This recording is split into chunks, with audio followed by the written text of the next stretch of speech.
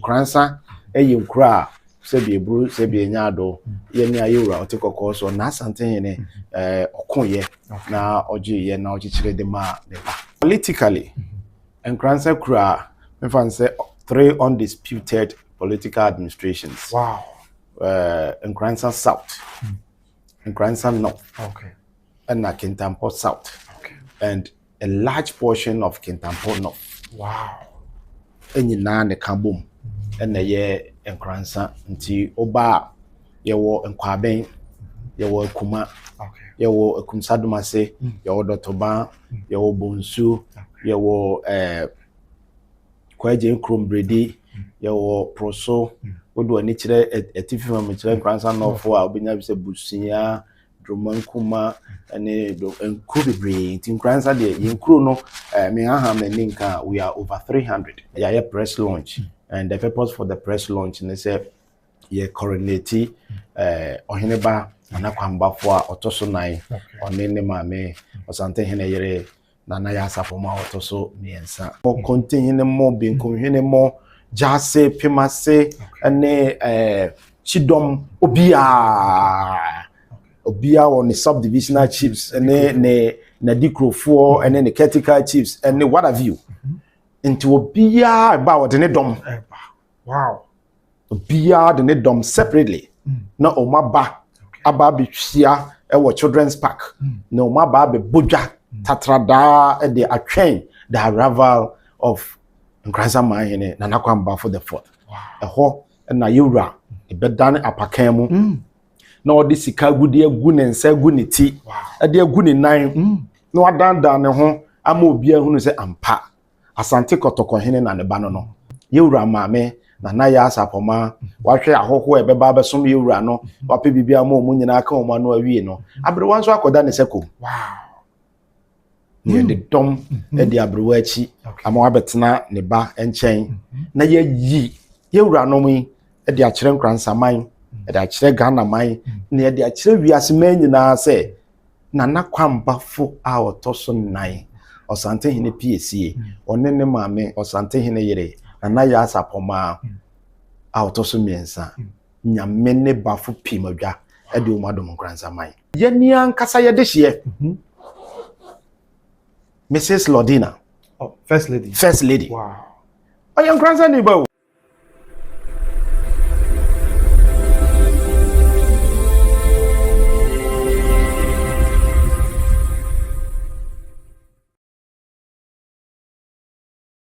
Who's your former Obia Kwaba? Edeba by Grace TV. So, it is a trade yampon yanko panto.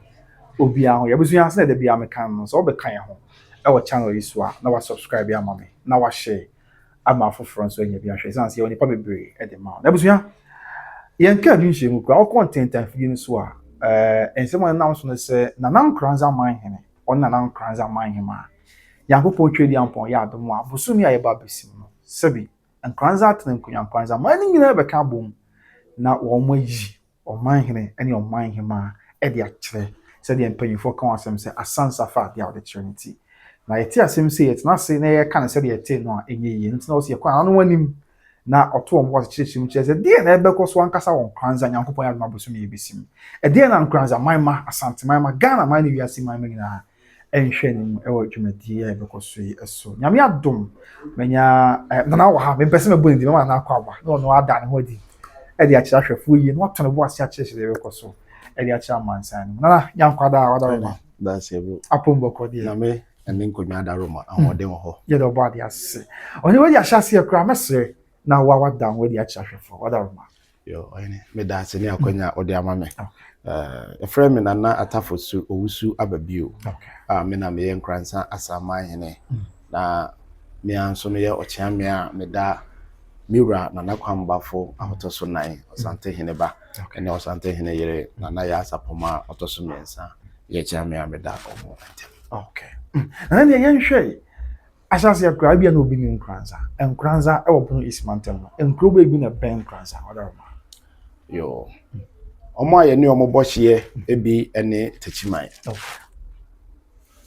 ye ne tete dumase enso bohye Yeni Edra and so a boshye na Yenimo and so we are play from us so akobo ehie enkro no edos na the salient one in fact a major road Nkoranza efa ho a wo kan obi abi ho enem say enan ya mabosi. Okay, you become Nkoranzaman no asem ti bedi kan kra bisa we bisa say you can say Nkoranzaman Nkoranza traditional area na kra sabi you if you find fa and a copy find fa kro be na ka ho a e ka traditional area na other yo me da say Nkoranza ewo Bono epoye mantem mechira Bono East region. Okay. Na Nkoranza ifri amakom se de bia ye wuranya akonya na otena se a na wachire mu no.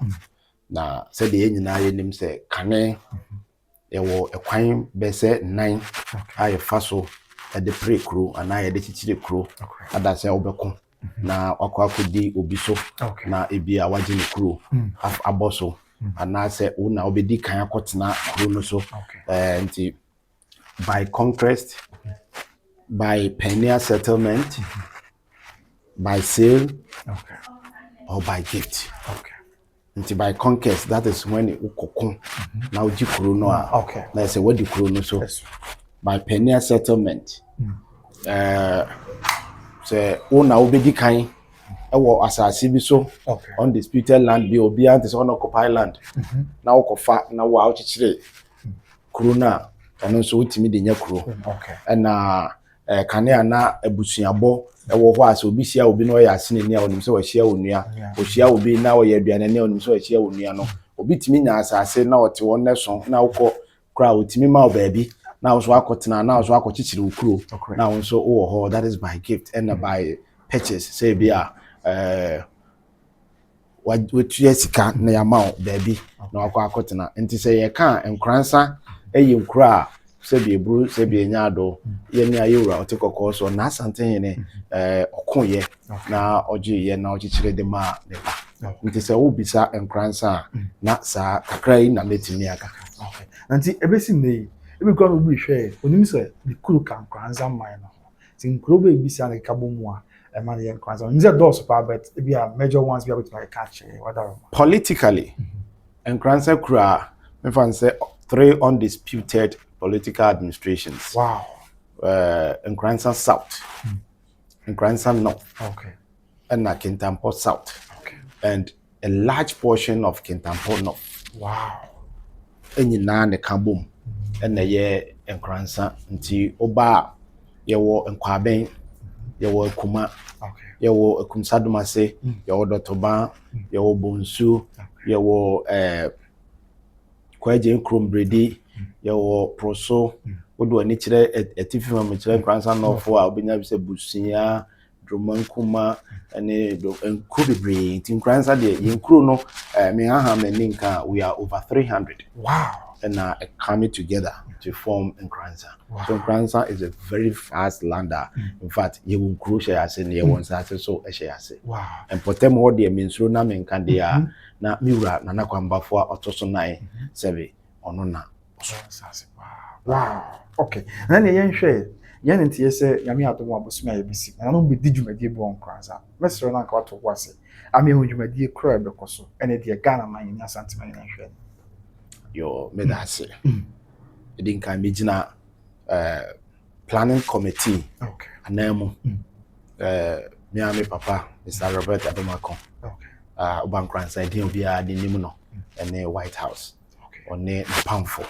Omona ama me sa akwanyen ama ene letimi ne mo ahia de ebe koso ene de ebobo ba Nkoranza ene de ya hwehwe e wo Nkoranza emre di animu yi omama me akwanya se mensanim mfa nkire Nkoranzaman ma amensanim kire Asanteman ma amensam nkire Ghana man ma nyina na moti no social media ne so since last month say ya press launch and the purpose for the press launch ne say ye coronate oheneba anakwambafo a otoso nan onene maame Asantehene yere na ya asafoma otoso miensa nti sa dwumadie na na yeguso na menya akwanya yi na mechirechirem enwema the planning committee headed by Mr. Robert Adomakon and onua penny Mr. James Boateng that's farmer 2018 omo ede agugu akwamo a nyame boaye ne 28th of this month le kire bosumi ya ewomu ya emuda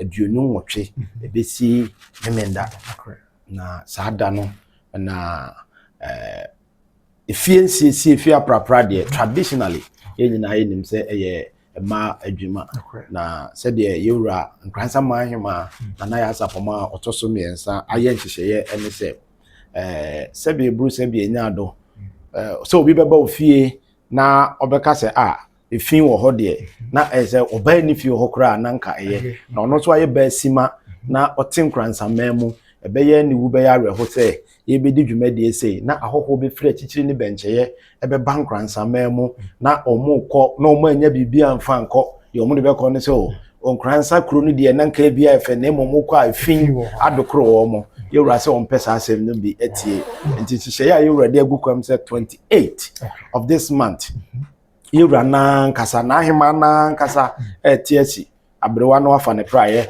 wafa na so no no atiesi fom na wakọ akoye nsiesie na no na yewura se mfam ofidie so na yensre na de hye omo eye ne kire artisanal group to say hairdressers dressmaking other social fan clubs ne nyina say ye nyina yemra ne yemeboa na ahema na the central business district of Nkoranza me kire Nkoranza fie no run about one Nkoranza kasa no ye ne abrewa enye ho nsiesie na sebie bru sebie nyado se ahoho na beba no enye omu nyina na betena Nkoranza fie obi wo ho a ofri dokro nkwanta obi firi mikromosia no obi firi ayerede obi firi han nti obi aso bi aduru anwumra obekọ ne fie okwa ebia oba no ne yonko bi ne baaye nti obeba kuro num na kuro num ati hwan na okwa akoduru ebia na kura ase na ehọ nso ye fie a na nwura age ho afa ne nyina de animguase ekro na mpanyefo nsendete no account na ntini a seleti bia na account nti se osiesie kuro num no wansiesie ye mpotemu no a animguase na beba no ne nyina ba be kan yura nti nhihye yura de go say ono atiesi a osiesie the central business district no na nanom any assembly members any unit committee members and so any omo mindful in their various communities omo so ANC sronko ti yura ti sebe ye obenu so obi ye ne de no owia ono a beko apro na okwa akohwehwehwe ni nkurasi ahwe se dwumadie na ode hye nananom nsa no ne the assembly members no omaya na waso obeye be bia no watwa ho mfonyini wasende de aba na yewura hunu sa ampa ye ama ye mpotemo no hanwe aba yewura se yewia nana kwamba for the fourth o se ne bresu onam through the connections and then the charisma to lure people to come to Nkoranza for development sake and that on pese obekọ akopre na okopem empudunuma de beba bedru Nkoranza bewie na yenya adehia sebi omo odene na omo begina ho aye adwuma amampuntu na ye pe Nkoranza mam ni yedi epe am Nkoranza ma no entimi enyina no ntino yewura se ofasa ne coronation we say so e de dwumadie bi a friend screening health screening e de aba na health screening no ye ba behwe one several doctors omo free Nkoranza omo free omo abaye adwuma oho omo won kran onim wo omo he is trying to bring all of them together na omo de omo expertise aba na omo aba diagnose ye mindful no na ya hwe the salient diseases here dominating Nkoranzaman so that they could as it were educate us and also give us some direction, the thing that we can do to ensure say you better eradicate those kind of diseases, you know, and they are free a community anymore, so that you mindful no it be the quality health. Obia here sebe ya say you ready impuntu juma ba ombetimi enya hoden na omode aba beye yewura wie no wansa amanansi wa yenwere nim say aban de apomodenensi achiba be health insurance. Abba, as we speak, it will interest you to know, say, several people are not enrolled into that facility. And Tira Bono is director for health insurance. Akasa, ama ya de nneoma eguna kwan mu say omo be my personnel from the directorate na omo nso aba besisi omo stands in some vantage points in Nkoranza municipal and other communities na ensure say obia won Nkoranzaman mu as of now he had not been enrolled into the national health insurance. Those people will take the advantage of Ohene coronation, you know. Now Omonzo so etime I register. I'm telling you for a fact. Say Ohene absorb whatever cause that is coming up with. Wow. The answer of course. Oh dear, ne say wo sorry na wadware no afọ atare akoso so muntwa picture no ne mfa ho ka ho. That's what they want to careful because free say techima you say you adwura aba say ba register. Ye nyina ya de ba ko. Yenina ya de bako enipa ne ba no ba be ya dachi bia o na mo bebo din say ye wura na na kwamba for toso 9 ni coronation one o ma me na ya asapoma coronation breso na menya health insurance enti e ya de a ohene e de si na ni so say ye be try say as many as will be willing ye be register o mo nyina to national health insurance for free of charge. We are a few that is already on board e be 1 or 2 reasons see or more insurance no I spy, but they have not been able to go to renew them, and also Ohene have taken the pains and the cost involved to ensure that all those people have their health insurance renewed for them. And the no the health screening and the registration of the health insurance is something that we're going to do it for about 3-4 days. Oh, okay. Went to me a man now. China Oba. The doors is still open for you. And you know, so we are liaising with Nananom in the various communities that they should reach out to the planning committee as and when you want the team to come to your village or the community so that you beba or doorstep. We wouldn't want a situation whereby a baby program now Obibeka say, oh, na me health insurance na meko akoyebi, but ABR to commute from the village to the center where the registration was being held, maybe a mentimi and na lorry fair, and now I didn't have the access to go and partake. And nunti Ohene say crow I am penyimfo no metre na nanom and the assembly members, you know, munya mo set up baby am office health insurance directorate number umbetimi atena there. Just reach out to the planning committee so that an arrangement will be made for you. Na ya my team no aba to your doorsteps so that each and every one from Nkoranza can have the benefit Ohene ede Emma Nkoranzaman no. And we have screening and the registration of the health insurance. Now we are proceeding to the Grand Debate. Wow. Which is coming on the 4th of April. Easter Saturday. Oh, okay. Sa Easter Saturday no. And the year Jumedie no. Ne pompon so pa. Wow. And the traditional council. Me can na me chire the divisional chiefs. Okay. Na nani famo Asantehene mo, Nkoranzahene mo, Binkohene mo, Jase, Pimase, and Chidom Obia on the subdivisional chiefs, and then Nadikro 4, and then the critical chiefs, and what have you. Into Obia about the Nedom. Wow. Obia the Nedom separately. No Omaba, Ababi Shia, our children's park. No Mababe Buja, Tatrada, and the Achain. The arrival of Nkoranzaman na nakwamba for the 4th. Wow. And na yura e bedane apakemu. Na odi sika gudi egu ne nsa egu ne ti. E de egu ne nan. Na wadanda ne ho ama obi ahunu se ampa. Asante kotokohene na ne ba no no. Wow. Na owade. Okay. Sebi ebru sebi enyado. Hwan ne benya so Asantehene wo no. Okay. And na mpanyimfo so aka to se wo to esie so atenten de onche no afa ye wura 3 ye ne se no Asantehene ye wura tesika ko so enti ne be pesika ko na se etise de enyasem enti sada na ye wura edisika ko ebi gu ne tiri so egu ne na ase amani pe no se ampa Nkoranza ye wura ene na nakwambafo a otoso nan na ono tena ase a ye wura maame na ya asapoma wahwe ahoho ebeba besom yewura no wape bibia mo mu nyina aka o no awie no abrewa nso akoda ne sekom wow the dom e di abrewa achi ama wabetena ne ba enchen na ye yewura no mu e di akire Nkoranzaman e di akire Ghana man na e di akire wiase man nyina se na nakwambafo a otoso nan Asantehene PSA one ne maame Asantehene yere na ya asapoma out so miensa nyame ne bafo pimadwa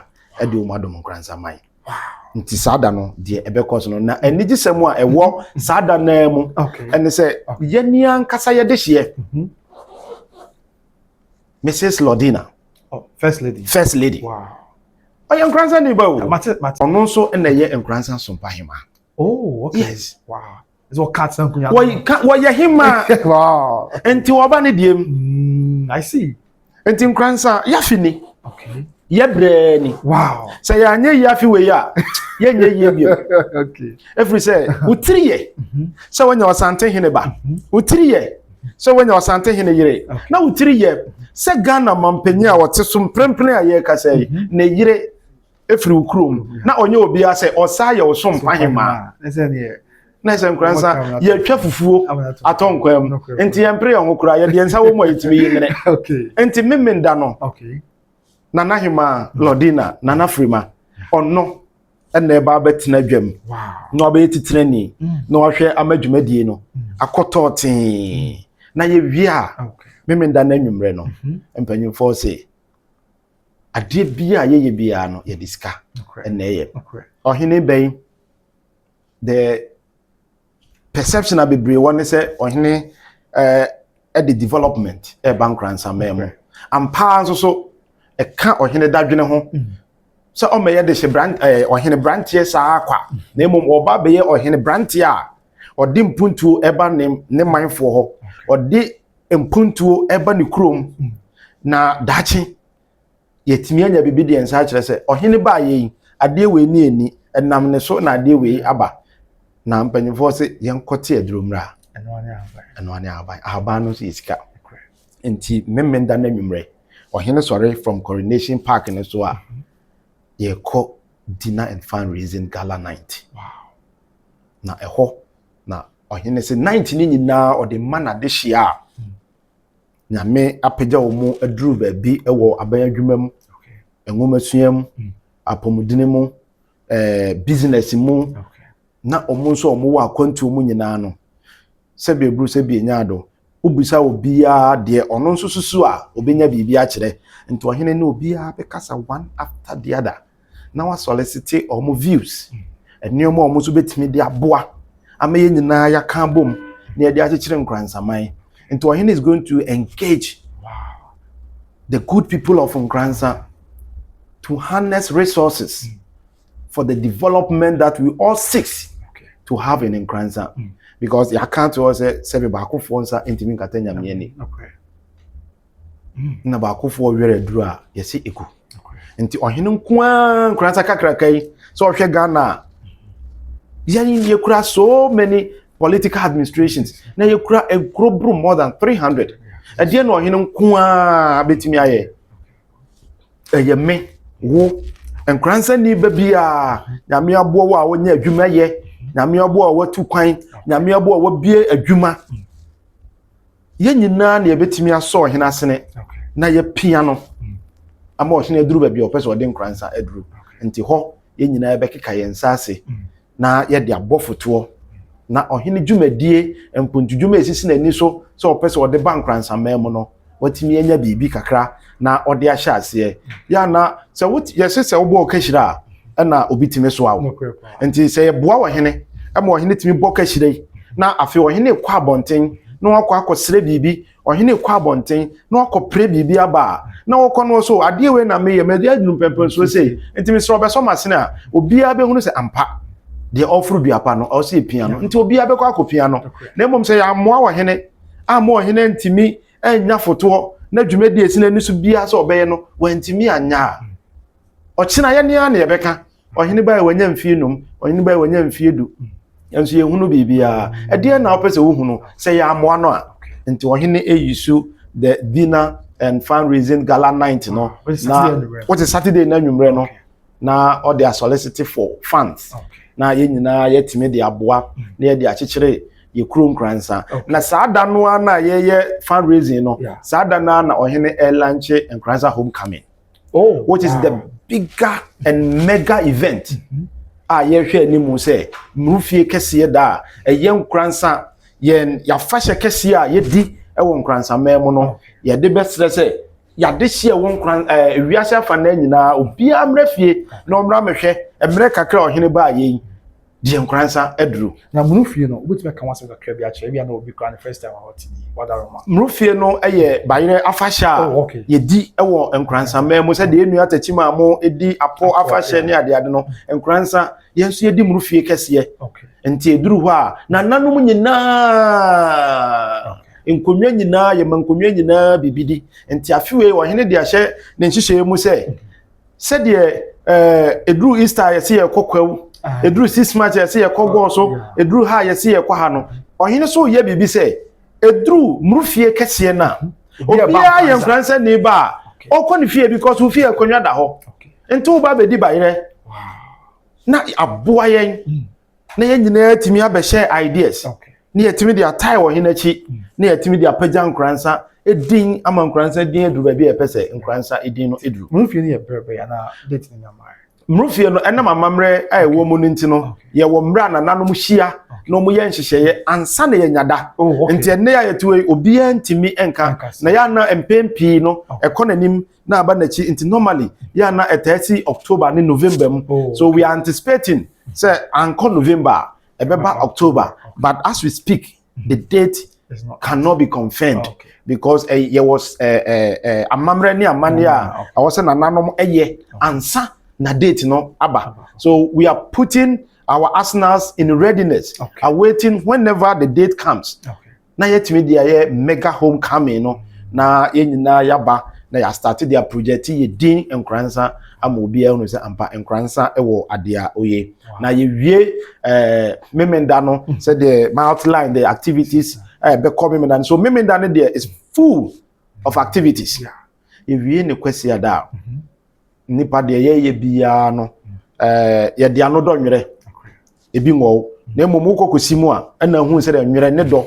esitie nti fa ba de ni na ade ne koduru abi anwere wa ohwefo ni sa so na se we de me ba anopa nonkro a emodu mienu na mado aduru ha na okoko gina mu wie na oto se kan na nwere no so ne ha na waje akoyi obeto na so ne ha na waje akoyi enwere ne betwetwe sa na ho na ba hunu du mienu ba bi odo aduru ye wura se ade bi anipa ye bia no obetimi do ano aka obetimi do ani abu obetimi asusu na emom se nyame amemu a de oye nyina enyeye nti ewura se o meye bibia na onyi nyame nsinche nti kwasi ada na nwumre no ewura to ne nsa frɛ asofo a ɛwɔ Nkoranza memu nyina so mu nyina me ne moa na emehia wo Anglican asondem na emesu mu awurade so yemeda nyame ase na yensire nyame enkwa ahodi wo mfama yewura na kwamba fo otoso nan oni o maame na ya asapoma yensire yedie Nkoranzaman yensire mpuntuo ene mpagya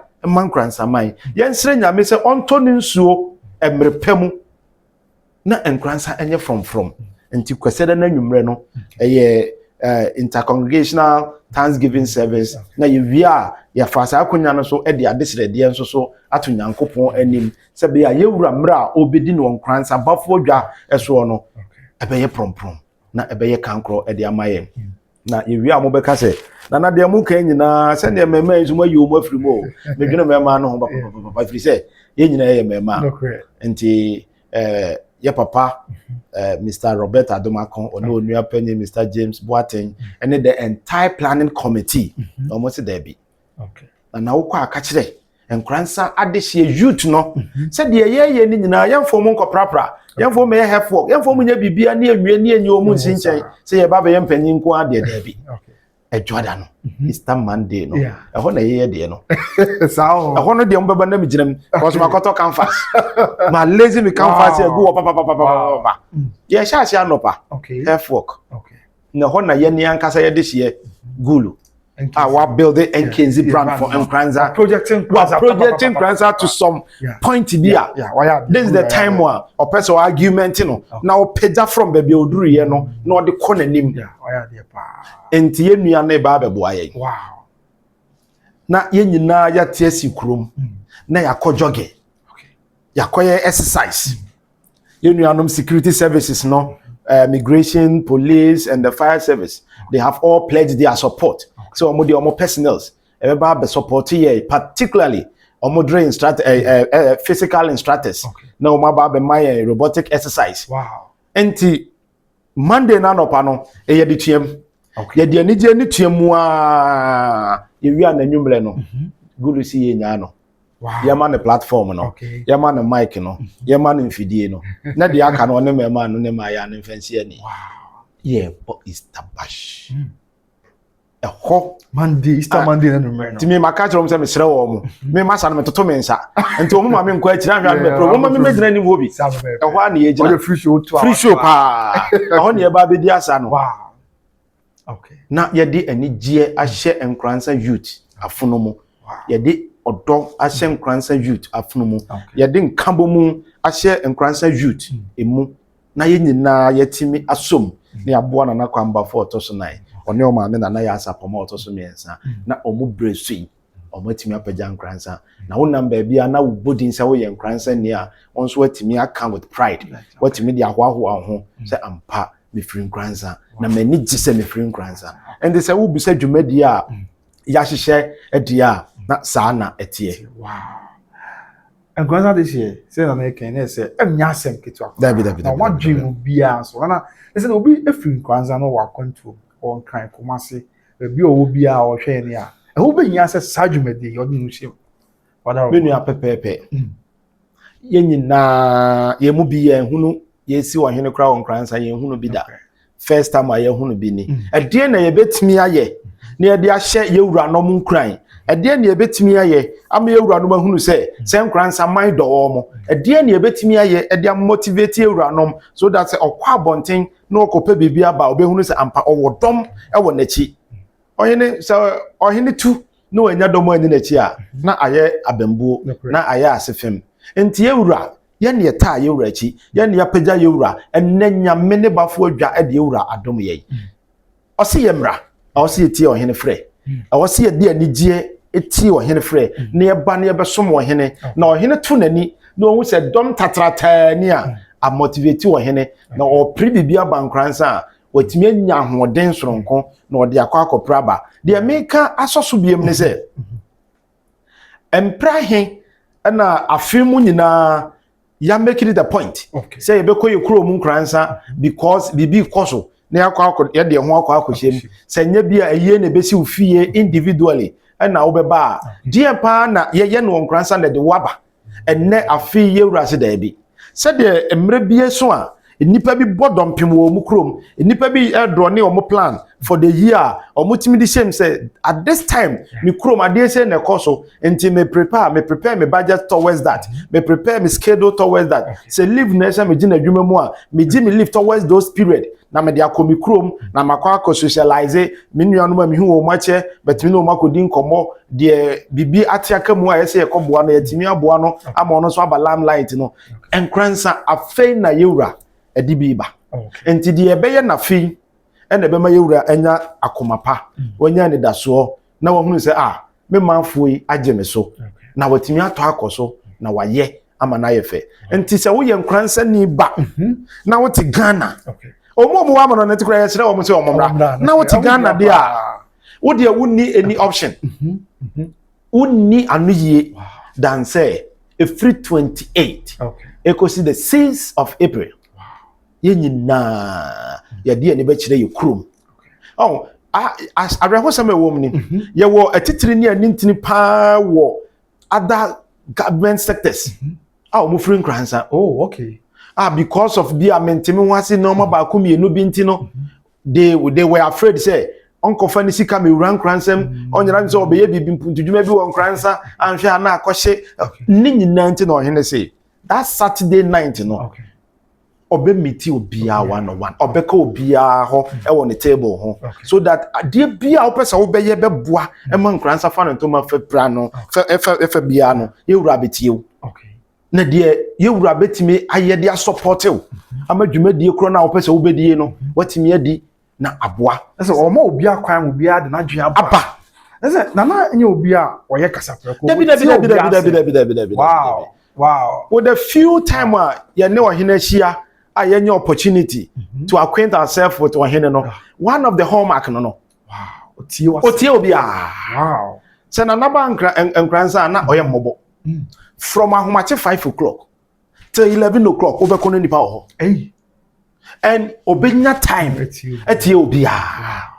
Nti sa tie no, so tie no, ene se de ye gi nipa adwene na ya refine na ya put you used to it no. And no na say opese wo hia na industrious men and women. Wow.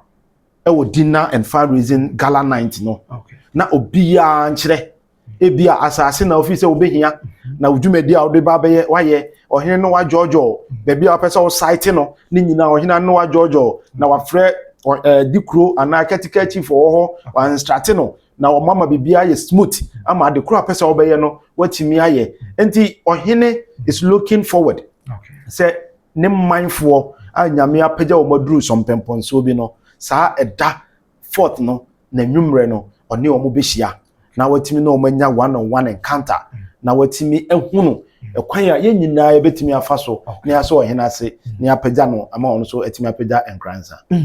And finally na Mahima so so obo ayin cha manfo di ne ho dance ye pa na me call dwumadi bi ase na nipa bi kasa wonim se no Mahima so Nkoranza Mahima na nim tipa obe na ho ase se dey osikra esechire nipa ne ade amanfo di o Mahima ho dance ye pa secret ne say what are one ohene se aduane wo fie a okay Nkoranza no pa o okay ohene ye wura triye okay Asantehene na yere no okay die na aka ne bi die aka ye wura ene se oba na anu ya o creative foundation na ya sapoma foundation for moral and medical safety of women. Wow. Man for yare ko hospital a na omuko ka hospital a na ye de beto nanimu a osoma acha me for me yeko na ekotua yi ni nananom or ye screening and now you say we started girl child education sensitization program the bia wasoma na Nahema nom for amomuna various schools private and public schools omo educate a man they need to take their education serious enti ye wura ba se omo ba besom Nkoranzaman de obetimi aye de asom Nkoranzaman no enti se muhia ye wura na obia obeba ne nchen bia ye wura gina or gino free say waba so oba besom Nkoranzaman. That is the secret. Okay. Na ye koi e bia do wi hwe say na wa kasapa na me yadwumaku me nya nka mpese me kra me de me ho be hyem bi na mbe bata ho akwan da ho na sesi ade kwan bia ne ho sa. Oh, the privilege is still there. Okay. Whoever want to come and support, whoever want to come and partner us, okay, our doors is opened to those institutions. And I make us say, we ya de bokwan, ya de ohene coronation no, ya de bokwan for the bigger picture ahead of us. Okay. Make us say, person ye homecoming. Okay. Homecoming no, ya de ya be ne kese pa. Okay. Ya be ne kese pa. So whoever have the desire to partner us, they should begin to make their intention known to us, so that you know better now say whatever they cease to bring on board, and what we can also do to enrich their brand. How do they reach from Adaroma? Oh, say reach out to the chairman for the planning committee. Me papa no is always available to receive whoever comes on his way, and you'll be ne phone or no. Okay. Tem bia mbo friend bia no mobenya no. We call the registrar for the traditional council, so his door is always opened. Whoever want to partner us, that person can also channel through the register. And I believe say ye beshia omufo nyina na nyina yaboa na yahwe amankransa afanantuma pa efra. Open reach out to na so how dey frame me number ye go asi the number be ma. Na so number ye timi fan to abonten so sa. Anyahwe. Until dey offer me a number be ma na fe oyin akasa. Oyin yakọ you catch to na infancy. Yo, they make a chat to nyina and say Nkoranzaman eje bo. Eje bo. Eja enya bedru. Okay. Momo ye ni nso de ye nya ne sese. Okay. Momo enye ahohoahoa. E ma say nyame ene ba fo pimadwa. E de na nakwamba fo otoso nan. Oni o maame ohene yire na ya asapoma otoso miensa. Adom Nkoranzaman. Momo ye nso omumu ye. Momo ye mfa odo ene enigye ensom yewuranom na yewuranom so entrimu nya omo de na omo ntimi mpagya Nkoranzaman mfa nduru ba bia omo pese omo de kɔ ewo omo breso yi ade ba ko a mesre Nkoranzaman se mamo me yewre mfida ene asomdua a yenya no wɔ Nkoranzaman mu enam yewuranom anamotu a omo atu to ensure say the esisi amanfo krom no ebiansi Nkoranza the ebo impuntuo egu ewa amanfo krom no ebiansi Nkoranzaman mu moma ne nya ho a nye nyina yenyi mokridi ne grada ne yemra me pia ohene na yempagya ohene na sebe wo pagya wura ema wura ye kese a na wo so animonyam ne bi kan wo enti eboa ema ye wura eye kese a wonam ba bia wo so timi de hoahoa ho be firi Nkoranza me wura ne nana kwamba fo otoso nan me wura ne Nkoranzahemaa ohene yire nana ya asapoma otoso miensa me sre Nkoranzaman nyina se obia me mfa de atwam bia nto yachi na yemusa ye ho se edien ana yebetimi aye na ye de aboa ye wura nana kwamba fo otoso nan na watimi apagya Nkoranzaman de sre Nkoranzaman nyina se omiemfa odo enigye ne emepia ye wura Onye kasaba that's it pa Odobroni awuzia Nkoranza Asanteman na atafusu wusu abibiu one Nkoranza Asanteman ono so na ye chiame a oda omanhene ene Omanhemaa entem ene na wato ne boss ya chechim e dia chero tin Nkoranza de hye mu mensa Benedicta na Nkoranza de hye amota hwe na wedi masumu a na me bafo ye kom krom Nkoranza ya me ya domu a na Omanhene ene Omanhemaa Asantehene ba ne Asantehene yere sabi asasa fa de odishenti omu ye yi omu ache Oman no na omu da omu de ache Oman no mu atanku nyina no ye de munsim na beso mdu wa kwantu mu kra bra bisro o ba bia wo Ghana ha wiase ba bia wo hweme tize obi oti akwantu mu ba na wa oti kumase ya